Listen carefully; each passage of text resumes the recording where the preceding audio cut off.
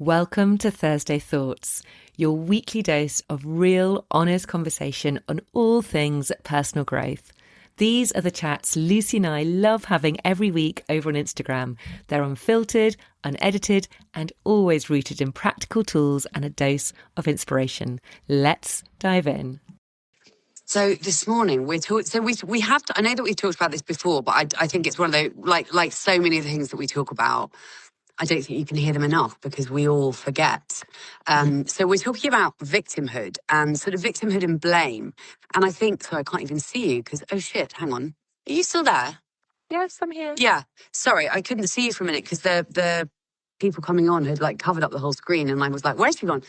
So we're talking about victimhood and blame because I think this, although we have talked about this before, it's something that is worth pointing out and being aware of and just being really mindful of, because I think we all have a tendency to do this to some degree or another. And it's something that, I mean, I've sort of admitted this before, that I used to be such a bloody victim, like blaming things outside of myself for why I wasn't feeling good inside of myself. And I think it's something that we as humans, we do it really easily. And unless it is brought to our attention by someone, it's very easy to just not really be aware of it and to carry on living in that mode, in that sort of victim mode, which it just doesn't do us any good. It just does not serve us, which is why I think it's worth having this conversation. Even though we've had it at some point in the last couple of years, we have talked about this before, but I just don't think you can hear it enough. And I think one of the best ways to start recognizing this in yourself, if you have a tendency to do it, and let me just caveat this by saying, we all do it sometimes. That's fine, obviously. But it's just, are you living from that place? And I think one of the best ways of sort of looking at this in yourself is to start noticing it in other people. Like, who are those people? And we all know them, who are still telling a story of something that happened to them 5 years ago, 10 years ago, whatever it is. And they are holding that responsible for all of the problems in their lives. Now, every single one of us as human beings, we all have trauma. We've all been through shit. There are no exceptions in that. I think it's pretty much fair to say. And actually a good example of this is in my community. As you know, it's like single women who are largely without kids. Some of them have kids, but most of them don't. And one of the dangers in my demographic of women is, for example, if you wanted to have children and for whatever reason you didn't or you couldn't, are you still telling that story 5 years, 10 years down the line? And are you blaming that for why your life is XYZ or isn't XYZ? It's just noticing where we are not taking responsibility and we're blaming everything that's going wrong in our lives on something that happened to us. And the truth is that, not undermining anyone's experience, because that's not what we're doing here. What was not what, I hope it's not coming across like that, but it's more to say that, of course, if, for example, you wanted to have kids and then you couldn't or you didn't, and you've got to an age now where you can't, like me, for example, you can, if you want, continue to tell that story for the rest of your life and say, oh, well, I never had kids and therefore this, or, oh, well, I never had kids, so therefore my life this. You can, if you want, you can make it your whole identity. And I think this is what we're talking about. Some people can make their victim story their entire identity and they start to live from that place. And I think that is the mistake that so many of us make, myself included sometimes. And that is what we need to just be aware of. Does that make sense? Yes, totally. Totally. I think the important thing here is that your feelings are totally valid. Whatever that might be, you can feel whatever feelings you want to, you have, because they are totally valid. I think the difference is that it's when victimhood creeps in, because you're just you are creating that identity out of those feelings over and over again. So you've kind of felt the feelings, but you're staying stuck in them, and you've become that person, and that is your identity. So what we want to do is like have the experience, but then not get caught up in that experience and move on. And I think it's where you're right. It's when we start to constantly blame something that has happened to us for our current circumstances, rather than taking responsibility for perhaps some of those different, it can be some of those very difficult feelings, and it can be very challenging to move on. But actually, it can sometimes feel a little safer, perhaps, to stay stuck in that identity, because it's kind of gives you the excuses that you don't have to do the things, which feel uncomfortable, to be able to move forward. So I think there's an awful lot stuck in it. And also, let's not forget that if you have experienced something which is really bloody difficult, and I don't know, but I can imagine particularly something like if you really wanted children and you couldn't have children, or whatever your circumstances might be, your nervous system is going to have been reacting to that, and it is going to have going to be you're going to be in a state of stress and fight or flight, or perhaps even that freeze state where you can't move forward. So you've got to bear that in mind. Your nervous system will react with whatever experience you've had.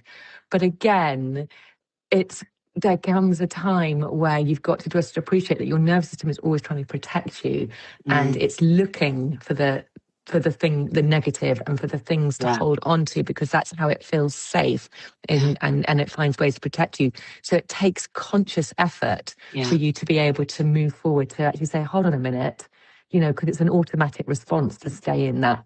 It feels safer, doesn't it, to feel the victim? So you have to take control of it, and have to find that awareness of and mirror. Where is that happening in my life? And you need to almost put a mirror up and go, oh my gosh, look what I'm doing. And sometimes that is bloody hard. And notice that is what you're doing, and then find ways forward. Go, okay, I'm not happy with this anymore. I've got to move forward. And so then it is literally the simple steps of, right, okay, where am I making excuses for myself? What do I want to achieve? And let's just kind of take small steps towards it. Yeah, completely. It's basically, I think it's ultimately being really honest with yourself about what is that story that you are telling yourself and that you are telling everyone else. And, we don't necessarily all do this to an extent that is worrying or needs changing, but certainly some of us do. So if this is triggering something in you, maybe that's because you are doing that with something. And it could be something, it could be something that happened in your childhood, for example. And again, going back to what you were saying, Polly, absolutely. We all get to obviously experience our feelings, and that's totally, totally fine. We're not saying, you can't feel this or you can't feel this. It's just recognizing when something is perhaps you've been telling that story for perhaps longer than was necessary. So again, if let's say there's something that happened to you, I don't know, let's just say it was something like your dad left when you were 3. I don't know, like let's take that for the sake of example. If you want to, you can, let's take 2 different people who have those exact same circumstances. Yeah. And to a certain extent, it is a choice. So if your dad left when you were 3, are you at 45 looking back at that event that happened to you and basically blaming your life on the fact, well, but my dad left me when I was 3, so X, Y, Z. I think this is what it's about. And, trying to be really sensitive here, again, not wanting to undermine anybody's experience. But as I say, I've done this myself with things in the past. I found myself telling the same story over and over again. The truth is that it is not serving us. It really isn't. And I think what we have to realize and remind ourselves of is that actually letting go of those stories and taking radical responsibility for our own life, that is the path to freedom.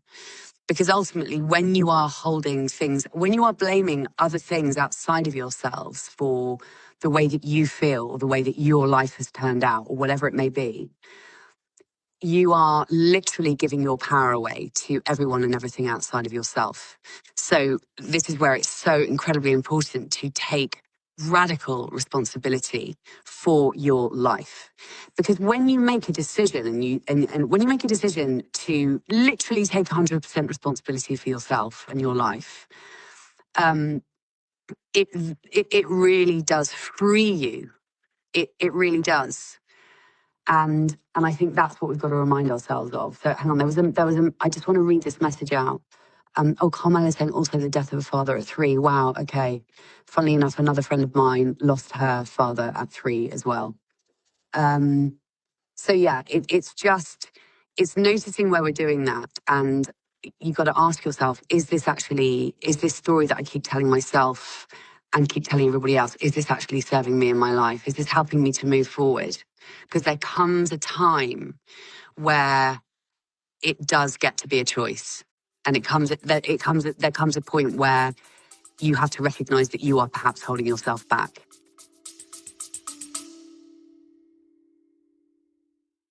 I will only ever recommend brands that I know, love and use myself.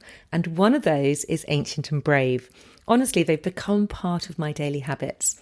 The very first thing I do every morning is pour myself a big glass of water with their True Hydration in it. It feels like such a simple ritual, but it really sets me up for the day. And I know I'm properly rehydrating with their blend of electrolytes and minerals, especially before I exercise, which I always do in the morning. Then later on, when I make my coffee, I stir in their True Collagen powder into the coffee. Now, it blends in straight away, no fuss, there's no taste, and collagen is something we naturally lose as we age, but it's so important for our skin, joints, and overall vitality. Now, I'll be honest, Ancient and Brave may cost a little more than some of the tubs you'll spot on supermarket shelves, but the difference is you're getting the highest quality ingredients, sourced with integrity and tested to a higher standard, and absolutely no nasties added. That's why I trust them and why I think they're worth every penny. And because I want you to be able to try them out for yourself, I've got a special offer for you. As a listener of this podcast, you can get 20% off your very first order. All you need to do is click the link in the show notes and pop in the code POLYW20 at checkout. They've got more than just collagen and hydration too. They've got creatine, they've got blends, supplements. So it's a perfect chance to explore their range and make the most of that 20% off. Yeah. Rachel has written, very apt, it's my birthday this coming weekend and no one in my social circle, happy birthday, Rachel, and no one in my social circle has time to celebrate with me. So I felt a bit woe is me, but I've been trying to reframe this. Yes, I feel you. I mean, it's, you have to, your feelings are valid, it's like, yeah, bloody hell, it's really annoying. My friends aren't there to celebrate with me. But yes, that's a good example, Rachel. You could just hold on to that and just go, right, I'm going to have a really crap weekend, whatever. Or you can go, okay, if they're all busy, it's fine. That's life. I'm going to go and do something super special for myself anyway, and make the most of it. So it's a balance. So yeah, as we said, we're not, your feelings are totally valid, but it's how you're going to then move forwards. It's not about, a lot of this is about, victimhood often is like, it really is dwelling in the past. Obviously, give yourself time and space, but ultimately, in order to move forwards and live life to its fullest, you need to take responsibility, move forwards, and make life what you want it to make. For me recently, I have been feeling a bit woe is me as well, with the fact that, in terms of being as active as I normally would like to be. But and it's just a natural response that you do fall into a bit of victimhood mentality, but it's catching yourself. It's that awareness again. It's catching yourself when it's happening, and then choosing and going, no, this is not good. I'm not going to do that. I'm going to focus on something different. I'm going to move forward and focus on things I can do, or things which make me feel good. I've been focusing on different things, on getting stronger, for example, going outside when I can go outside still, the fact that I can walk, So it really is a choice that you have to make. Yeah. Because you're otherwise naturally just going to fall, I think naturally our brains fall into that victim mentality. Totally. And also I think we're talking about two different things here actually, because on the one hand we're talking about those stories from our past, because I think there is a really big difference between, like, for example, what you're going through with your knee. Anyone would be feeling woe is me. Most certainly I would, So there's a difference between something's happened to you in the here and now, like Rachel with her birthday. Of course she's going to feel like I would feel like that. That's so there is a difference between that and sitting in that victimhood mentality. It's kind of about, like, how long do you allow yourself to sit in those feelings? But again, there's a very big difference between a story from when you were 5 years old and something that's happening to you in your life now, like what's happening with your knee and you're feeling a bit sorry for yourself. There's a really big difference in those two things. I think we've got to make that distinction. But, I think it's often a question of literally saying to yourself, because this is where you do have a choice. It's like, okay, how long am I going to allow myself to feel like this? Like, if something, it's just, this is something we've talked about so many times, but if something happens, for example, to piss you off or whatever it may be, how long do you choose to sit in those feelings? How long do you carry that feeling with you? How many people are you then subsequently telling about that annoying thing that happened to you? Are you still talking about it a week later, or have you just let it go? Yeah. Like, and again, this is where it gets really interesting to watch other people and listen to other people talking about things and complaining about things that happened a week ago, 2 weeks ago, and they're still telling that same story. And it's not fucking serving them. This is what we have to realize. The only goddamn thing that we have control over is ourselves. So actually, again, going back to radical responsibility, really, we are the only thing that we have control over. Our thoughts, our feelings, our actions. That is it. Everything out here, everything is completely out of our control. So, it makes total sense to focus on, okay, well, what am I going to do with this? How am I going to deal with this? Is this serving me? And thinking about those times where you might perhaps say, oh, this always happens to me. Why does this always happen to me? Yeah. Those are really good red flags to go, oh, hold on a minute. Yeah. And I do that too, by the way. Yes. Yeah. We all do. Oh, why does this always happen to me? Why do I always get stuck in traffic lights? Why do I always get red lights? Why do, I don't know, whatever it might be. So that's just like, well, no, let's just clear the slate. Let's not focus on the why, let's go, okay, let's see how I can respond to this. How can I move forwards? Maybe if you're someone always who can say, it's the same, I think, isn't it? When you say, I can't do this, it's just not, I can't do this. That's not what I can do. It's almost like, well, who says? Why not? Yeah. That's a sort of similar thing. It's the stories that you're telling yourself, ultimately. It's the stories that you are telling yourself that... Sorry, carry on, love. Yeah, no, so I was also going to say, I mean, this might be a little controversial, because I think for some people, therapy is amazing and brilliant and wonderful. But I also do think that there's something which just to be aware of, that in therapy, and obviously if you've got things you need to talk about, it's good to get them out and voice them. But there is a school of thought which suggests that by ruminating and going over and over and over again, the same stories that have kind of kept you where you are, it's not actually helpful, because you're just reminding yourself again and again and again of those same old stories. And what we actually want to do is, okay, we acknowledge the stories, we acknowledge the feelings, but then we move forwards, which is why I feel like coaching or, more somatic kind of experiences can actually be more beneficial, because you're releasing that stuff rather than going over it and over it again and again. And I do it's because you just get stuck in it. You're just going around like a hamster wheel. Oh my God, I couldn't agree more, babe. I couldn't agree more.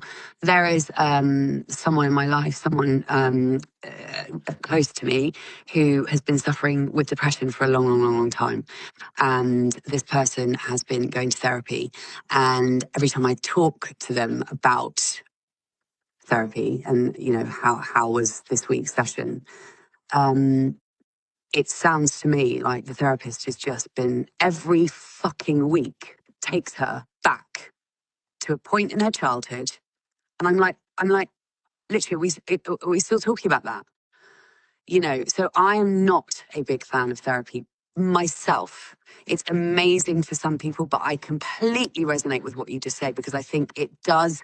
Ultimately, you are just going over and over and over and over the thing that happened. And of course, you need to revisit it. You need to talk about it. You need to face it in order to move forward. Of course you do. But there is an argument to say that there comes a time where it's no longer beneficial to keep going over it. Because ultimately, yeah, it's reminding you, it's just reinforcing it and reminding you. And again, going back to this person in my life, I'm just like, I get so like, oh my God, are you joking? Like, you know, it's like it seems like they talk about the same thing every week. I'm like, when is the therapist going to actually start moving you forward? Like, you got to stop looking back. It's just continual looking back. And this is, I think, speaking to what we are trying to say here today, which is, what is that story from back then that you continue to tell to this day, or continue to think about, or continue to allow it to? Because I think in some ways we use it as an excuse. Well, it's because of that. Well, I'm like this because, well, yeah, but that happened to me when I was 10. Or, you know, like, I mean, I'll give you an example in my own life. You know, none of us have perfect parents. I don't have perfect parents. And my beloved dad, who died more than 20 years ago, who I absolutely adore, you know, he was actually much older than my mum. So he was from a different generation. He found it really, really hard to express his feelings, right? He was quite emotionally unavailable to me. Now, I've recognized in my life that some of the ways that I can be in relationships or whatever, I can see how that is partly due to the relationship that I have with my dad. The question is, do I blame everything on the relationship I have with my dad? Or do I go, no, I'm a fucking 50-year-old woman. I've got to take responsibility for my own life. Do you know what I mean?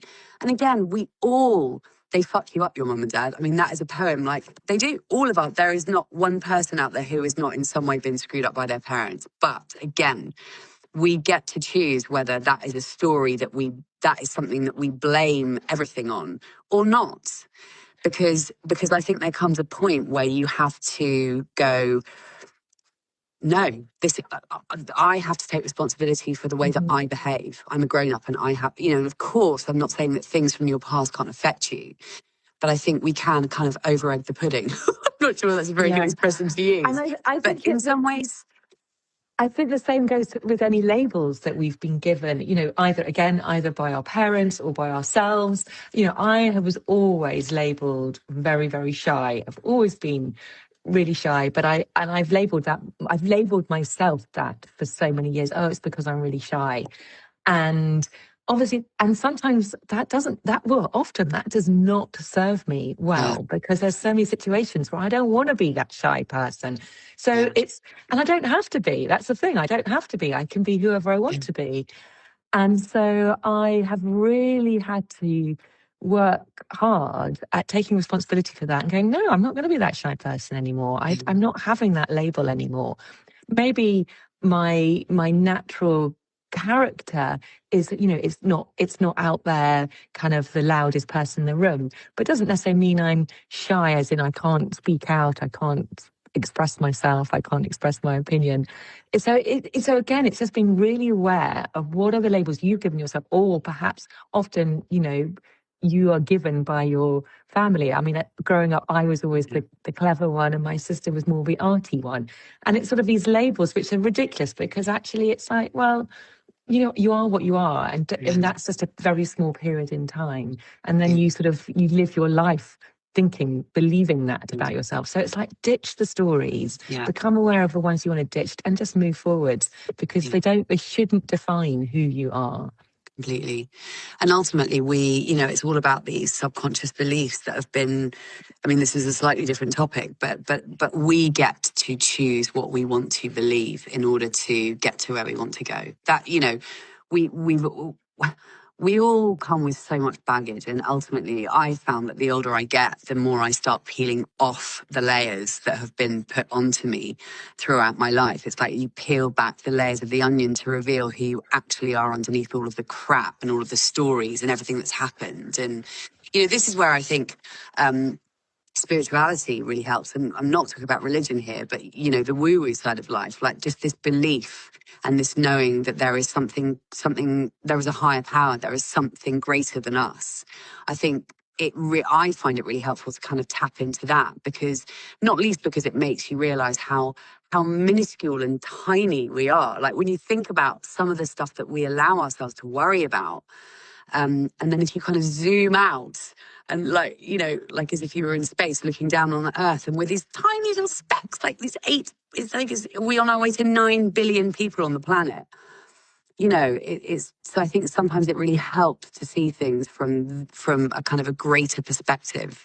I find that helpful, and things like all my kind of practices like meditation or breath work or walking in nature, all of those things, they just put you and life into perspective, and I find that can be really, really helpful. Yeah, I like to see it. This is what I believe anyway. I believe that I'm a soul who is here, and you're plonked on this earth to really, it's almost like a playground, and there's lots of different challenges which are put in your way, lots of different obstacles, and it's how you face those obstacles and those challenges, and how you overcome them, and how you move forward, and how they allow you to grow and develop as a person, or as a soul. And that's what I believe. So any challenges which in the moment might feel totally shit and really hard, actually ultimately will help you to grow and be a better person ultimately, and be able to expand and have a greater and deeper enjoyment of life because of it. So if you can zoom out and see it like that, when any challenge comes along, it's like, okay, what am I going to learn from what is the learning from this? What can I get out of this? Rather than, oh God, no, poor me, why is this happening to me again and again? It's like, okay, let's just I like that, just zooming out and kind of almost embracing it and seeing it like, oh, okay, right, here we go again. What am I going to get out of this one? Yeah. And also, this just reminded me, we have to watch our language. Like, watch your language. What words do you speak out on a regular basis? You just said, we've sort of said, oh, woe is me, and da da da da. And what did you just say then? I can't remember, but it just reminded me of it. Anyway, we have to be really mindful of the words that we're using, the language that we're using about ourselves, about life. Going back to what we were saying earlier, it was like, oh, why does this always happen to me? Is a really, really good example. And I totally do that. But I think, and again, this is something you and I talk about all the time. It's we're all going to say that on occasion. The question is, and the crucial bit of it is, are you recognizing it? Because if you don't have that awareness and you don't recognize it, you can't change it.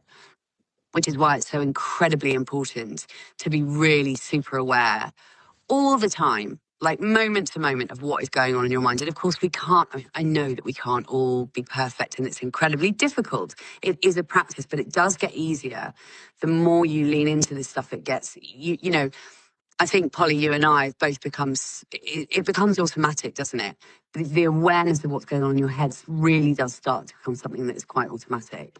And that takes time. It is a practice that takes time. But once you get there, you start to be able to, you start to catch yourself so much easier. And that's what it's all about. We're never going to stop having negative thoughts. We're never going to stop having the odd moan or, playing the victim for this or that or whatever it may be. The question is, how quickly do we recognize it in ourselves and subsequently change it? Yeah, and recognizing that you are so much more powerful than you think you are. We all have the capacity to be able to change stuff and to show up in the way that we want to. It's not like we're stuck in it. We're not stuck. So it's just noticing, are you using that as an excuse? Because you are so powerful. You can do it. We've all got choice. That's the best thing about it. Absolutely. I'm just going to, just before we wrap up, Lavity Cara said, hi, I'd really love to listen to this, but I have to go to work. Yeah, so yes, it is being recorded, and not only goes out on both of our podcasts, but you can come back here and watch it. It'll be on both of our grids later. So yes. And I've just seen, I'm seeing messages today. I think both of us see messages, but I'm the only one that sees, or whoever starts it sees the people coming on. Oh, I see. So we both see messages. Carmela's said, I now take some responsibilities for my actions, not blaming my childhood and my failed relationships, which is great. Mary has said, this is so interesting, and why in the past I have not gone to support groups because it felt like a moaning with no change or goal setting. That's interesting. Yeah, Carmela, then I completely agree. When you think ahead and stop dwelling in the past, it's much more helpful. Oh, lots of comments today. Carrie has said, oh, you've done that one. Syra, what can I learn is a game-changing perspective? What can I learn is a game-changing? I don't quite understand that question. No, I think, it's just about... What can I learn is a game-changing... Oh, as in, asking yourself a question, what can I learn from this is a game-changing perspective, yeah. Oh, I see. Yeah. Sorry. And then Rachel's put 2 words which help me is, so what? It allows me, it's a really good one, Rachel. Yeah. It allows me to have a moment to understand how that mindset is serving me. Yeah, so what will happen if so what? If you keep asking that to yourself, you realise actually it's not a big deal. Yeah, totally. We've got a minute over, Polly. Good Lord.